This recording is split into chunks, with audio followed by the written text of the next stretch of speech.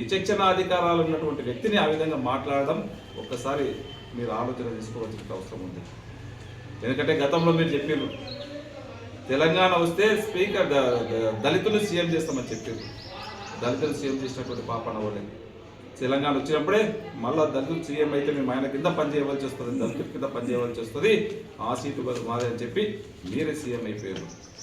ఈరోజు మన ముఖ్యమంత్రి గారు కాంగ్రెస్ గవర్నమెంట్ వచ్చిన తర్వాత స్పీకర్ని దళిత స్పీకర్ని పెట్టి ఒక మంచి సాంప్రదాయాన్ని కొనసాగిస్తే దాన్ని మీరు లేనిపోయిన అప్పనిందలు ఇస్తూ ఉన్నారు.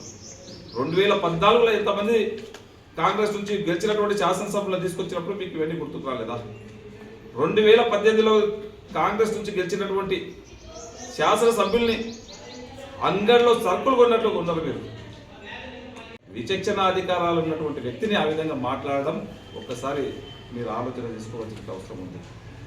ఎందుకంటే గతంలో మీరు చెప్పారు తెలంగాణ వస్తే స్పీకర్ దళితులు సీఎం చేస్తామని చెప్పారు. దళితులు సీఎం చేసినటువంటి పాపన వాళ్ళే తెలంగాణ వచ్చినప్పుడే మళ్ళీ దళితులు సీఎం అయితే మేము ఆయన కింద పనిచేయవలసి వస్తుంది, దళితుల కింద పనిచేయవలసి వస్తుంది, ఆ సీటు మాదే అని చెప్పి మీరే సీఎం అయిపోయారు.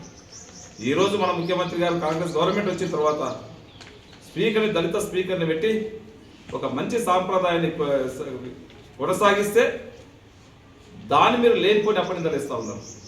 2014లో ఎంతమంది కాంగ్రెస్ నుంచి గెలిచినటువంటి శాసనసభలో తీసుకొచ్చినప్పుడు మీకు ఇవన్నీ గుర్తుకు రాలేదా? 2018లో కాంగ్రెస్ నుంచి గెలిచినటువంటి శాసనసభ్యుల్ని అంగడిలో సరుకులు కొన్నట్లు ఉన్నారు. మీరు